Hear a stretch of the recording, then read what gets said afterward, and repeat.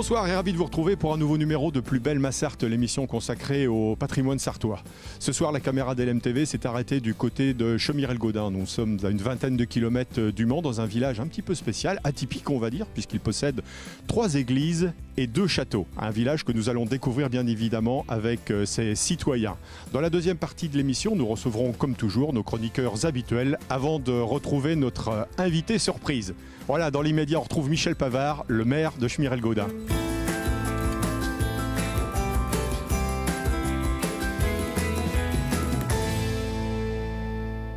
Avec Michel Pavard, qui est le maire de Chaumières-le-Gaudin, une grande commune sartoise. Bonjour monsieur le maire. Oui, bonjour. Alors est-ce que vous pouvez nous... Quand je dis grande commune, c'est vrai qu'en termes de superficie, elle est largement au-dessus de la moyenne. Ouais, c'est une commune qui fait plus de 2200 hectares, donc ça fait partie des grandes communes de la communauté de communes et de la Sarthe d'ailleurs. Et donc une commune relativement rurale, on a encore une quinzaine d'agriculteurs en activité. En termes de démographie, parlez-nous un petit peu de la population. Combien d'habitants ici à Chaumières-le-Gaudin? Au dernier recensement, on a 996 habitants, donc on n'est pas tout à fait 1000, mais on espère y arriver bientôt. Vous avez parlé de l'agriculture, vous êtes un ancien agriculteur justement. C'est vrai qu'on se félicite ici d'avoir une quinzaine encore de fermes existantes. Qu'est-ce qui a motivé votre décision de devenir maire un jour, puisque là c'est votre deuxième mandat? Je n'avais pas une vocation première à être élu, je ne suis pas d'un genre communicant trop. Puis j'ai été sollicité par mon prédécesseur qui a réussi à me convaincre qu'il fallait participer à la vie de la commune et œuvrer pour le bon fonctionnement de cette commune-là. Alors au début de l'année, vous avez déjà annoncé la couleur. Vous ne vous représenterez pas en 2026 ? Non, c'est vrai, non. Je trouve que 2 mandats de maire et un mandat d'adjoint, c'est bien. Être élu une première fois, c'est bien. Être élu 2 fois, c'est encore mieux. Mais il ne faut pas non plus s'incruster dans la fonction. Et j'ai trouvé dans mon conseil quelqu'un qui veut bien prendre le relais. Donc ça me laisse partir serein. Équilibrer le budget tout en répondant aux sollicitations, aux souhaits des uns et des autres, c'est ça le plus difficile quand on est maire ? On essaie d'être pertinent dans nos investissements, d'économiser le maximum pour ne pas faire surtout éviter d'augmenter de façon inconsidérée les impôts, parce que c'est notre seule ressource maintenant. Donc si on veut avoir un certain attrait au niveau de la commune, il ne faut pas que les impôts soient trop élevés non plus. Il vous reste encore 1 an de mandat. Est-ce qu'il y a quelque chose dont vous êtes plus particulièrement fier, que vous avez pu accomplir avec votre équipe depuis que vous êtes à la tête ici de Chaumières-le-Gaudin ? Eh bien, oui, on a quelques projets qui sont alors toujours en cours parce qu'en fait, notre projet de mandat qui était la réhabilitation de l'école, ça sera engagé pour la fin du mandat. Donc ça fait partie des fiertés de mon mandat. Celui d'avant, on avait le centre-bourg. Globalement, on a à peu près un projet par mandat. C'est tout ce qu'on peut se permettre dans des projets importants.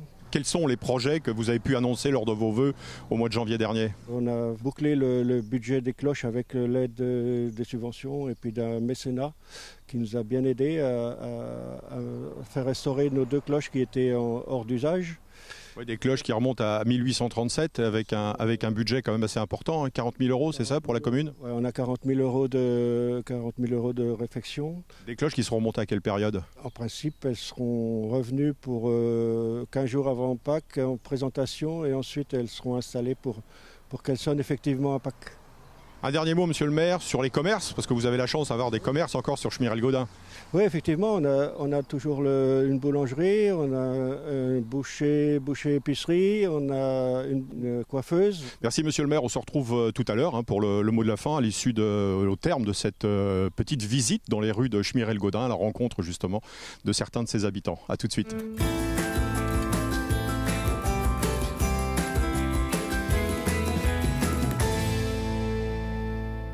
Avec David Forger et Teddy Launay qui sont les 2 cofondateurs ici de la cabane gaudinoise. Bonjour Teddy. Bonjour.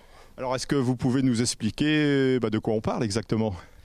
Alors du coup c'est comme un bar associatif en fait qui est ouvert de mai à septembre-octobre, au beau jour en fait. Comme vous pouvez le voir du coup tout est à l'extérieur donc on ne peut pas accueillir les personnes à l'intérieur.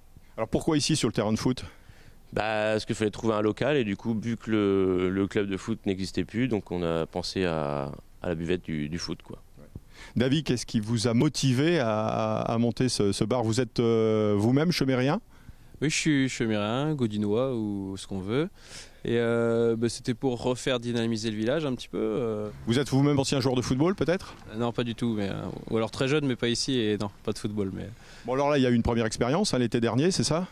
Ouais, première saison 2024. Comment ça s'est passé? Franchement très bien, on a eu beaucoup de monde, on a dû accueillir près de 1000 personnes sur toutes les soirées qu'on a faites. Et puis voilà, c'est très bien accueilli par la population.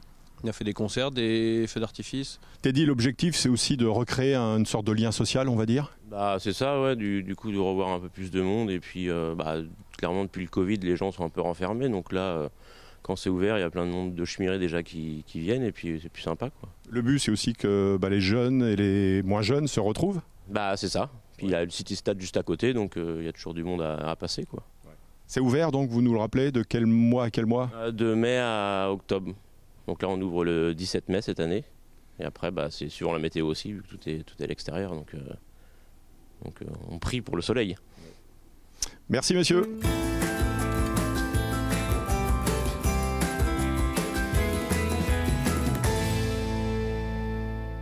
Avec Linda Moreau, qui est la présidente du foyer rural ici à Chemirel-Gaudin, une association, on va dire, dynamique. Bonjour. Bonjour monsieur. Alors, est-ce que vous pouvez nous présenter un petit peu les différentes activités qui sont dispensées tout au long de la saison? Alors, au foyer rural, il y a la section gym, la section tir à l'arc, la section cabaret et le truc. La gymnastique, la danse? Non, juste la gymnastique, mais c'est de la gymnastique douce, on va dire, volontaire. Donc voilà, on est 14, à peu près 14 adhérentes. Bon, par contre, on n'a pas d'hommes, donc on fait appel aux hommes s'ils sont partants. Et on a des adhérentes qui ne sont pas spécialement sur Chemiré. On accepte tout le monde. Bon, en revanche, les hommes sont des concurrents pour le concours de truite, une spécialité de la région. Oui, mais les femmes jouent au truite aussi. Moi, essentiellement, moi, j'aime bien y jouer. Il n'y a pas que les hommes. Ça veut dire qu'il y a un concours de truite ici organisé à Chemirel-Gaudin chaque année? Oui, il y a un concours, c'est le dernier vendredi du mois de novembre. Parlez-nous un petit peu aussi des autres activités, le tir à l'arc, je crois. Oui, alors il y a le tir à l'arc. Alors le tir à l'arc, ils sont composés de 15 et je crois qu'il y a 6 ados dedans. Bon, vous êtes la présidente, mais c'est tout un travail d'équipe. Combien de bénévoles compose votre association à peu près? Alors, du coup, on est 65 adhérents dans l'association. Donc voilà. Là où vous êtes réunis, peut-être récemment, pour essayer de planifier des choses pour 2025, des nouveautés? Nouveautés pour l'instant, non, mais là, on s'est réunis pour préparer le gros cabaret que Thierry Prémartin vous parlera plus tard. Merci Linda.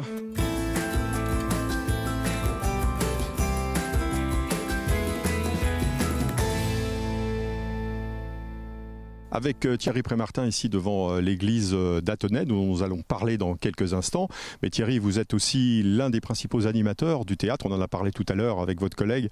Oui, des soirées cabaret de Chemiré-Gaudin au sein du foyer rural. Oui. C'est bientôt puisque c'est 21, 22, 23 et 28, 29 mars. Qui sont les acteurs ou les comédiens amateurs?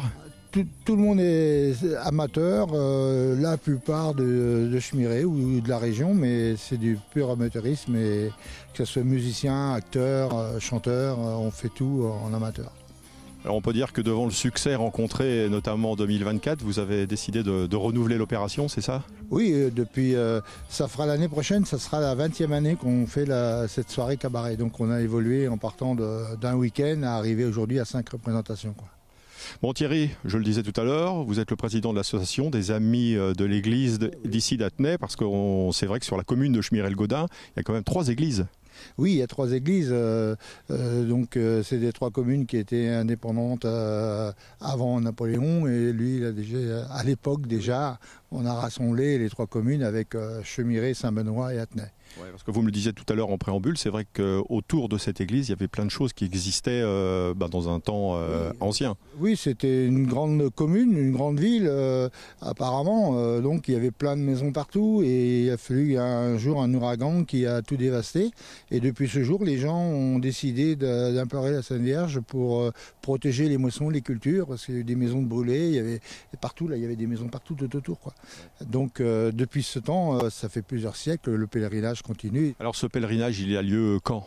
Alors c'est toujours le premier samedi d'après le 2 juillet. Donc en l'occurrence cette année c'est le 5. Alors ça dure, le pèlerinage commence à 10h15 le matin. Combien de personnes en général? Le pèlerinage par lui-même, il faut compter peut-être, je dirais, arriver à 280-200 personnes pour faire la procession et tout. Mais la fête village après, qui se passe tout autour, là, on arrive à faire jusqu'à 600 repas. Ça veut dire que là, vous installez des tentes tout autour? Là-bas, il est rempli de stands.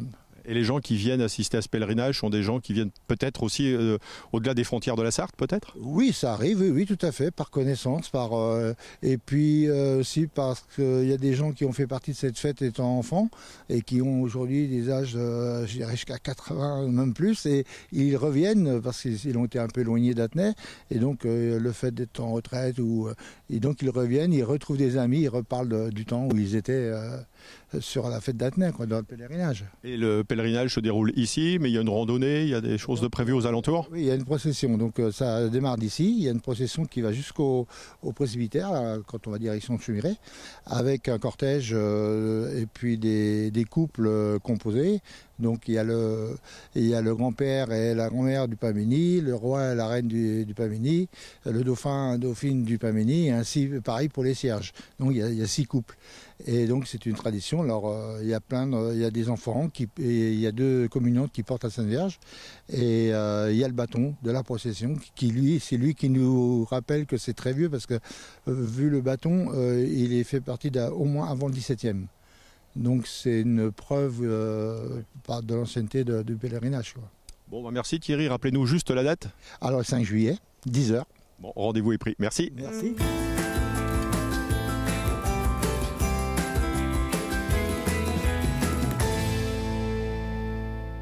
Voilà, on se retrouve dans un endroit qui fleure bon le cuir ici, puisque nous sommes dans l'atelier La Sellerie de Marie Guéné, ici à Schmirel-Goda. Bonjour Marie. Bonjour. Alors c'est une entreprise qui est née il y a peu de temps. Oui, en septembre 2023. C'est une reconversion pour vous. Vous faisiez quoi avant? J'étais secrétaire comptable dans une entreprise de travaux agricoles juste à côté. Ouais, donc là c'est vraiment un virage à 180. C'est ça, rien à voir. Ouais. Et vous avez toujours été attiré par la confection, la sellerie, on va dire, ouais. Alors de la couture principalement au départ, et puis en fait j'ai vu la diversité qu'offrait ce métier, et voilà, c'était le destin. Ouais, c'est évident. Un choix que vous ne regrettez pas visiblement. Absolument pas, j'y ai gagné en qualité de vie, et puis la satisfaction d'avoir fabriqué quelque chose de ses mains le soir en disant ça y est, voilà. On voit l'aboutissement, quoi. Ouais. Quand on pense sellerie, on pense cheval, on pense notamment, c'est vrai, aux selles de chevaux, mais peut-être que c'est pas votre sujet à vous. C'est ça, absolument pas. Il y a la sellerie-bourrellerie qui existe, maroquinerie davantage, et moi, du coup, je fais la sellerie garnissage, donc c'est la sellerie automobile principalement, auto, moto, mais je travaille aussi l'ameublement, donc tout type de matériaux, simili cuir, tissu. Et vous travaillez avec les professionnels ou avec les privés aussi, peut-être, particuliers? Les deux. C'est vrai que les garages m'amènent des clients, mais après, je travaille aussi avec les particuliers en voitures modernes, anciennes, mobylettes. J'ai vraiment tout type de demandes. Alors, quand on pense voiture, c'est quoi les fauteuils de voiture, principalement? Alors, ciel de toit, siège, panneau de porte, moquette. Vraiment, tout l'intérieur, tout l'habitacle d'une voiture, le volant, voilà. L'ameublement également? Oui, tout à fait. Alors l'ameublement, c'est vrai que c'est davantage concurrentiel, donc ça va être le fauteuil de papy-mamie qu'on veut remettre au goût du jour, ou voilà, vraiment, on va dire un lien affectif. Qu'est-ce qui vous plaît à travers tout ça? Parce que c'est vrai que c'est aussi un travail de longue haleine, hein, évidemment, pour remettre en état, par exemple, un siège de voiture. C'est la diversité, parce qu'on est amené à travailler tout type de matériaux, du bois, de l'acier, quand on parle des structures, et puis à chaque fois, c'est une découverte en fonction du modèle, du véhicule, voilà, c'est jamais la même chose. Est-ce que vous avez un rêve, un espoir un jour de réparer ou de reconstituer une pièce Alors j'ai eu la chance l'année dernière, qui est mon premier client qui m'a fait confiance sur un véhicule de 1936, une Ford Y.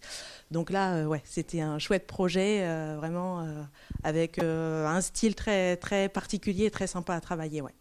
Donc non, je prends tout type de projet. Chaque fois, c'est une découverte et c'est du bonheur. Merci Marie.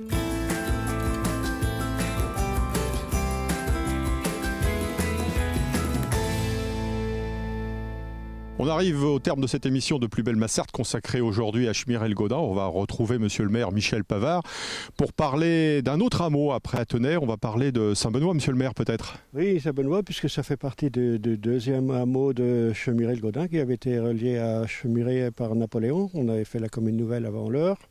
Et donc à Saint-Benoît, il y a une particularité toute simple. On a une stèle qui matérialise le méridien de Greenwich. Donc dans le centre de Saint-Benoît, vous pouvez voir la stèle qui a été matérialisée. Eh ben merci monsieur le maire, on se quitte ici devant l'arboretum justement de Chaumières-le-Gaudin. Le temps pour nous de vous dire à tout de suite puisqu'on va retrouver nos chroniqueurs habituels.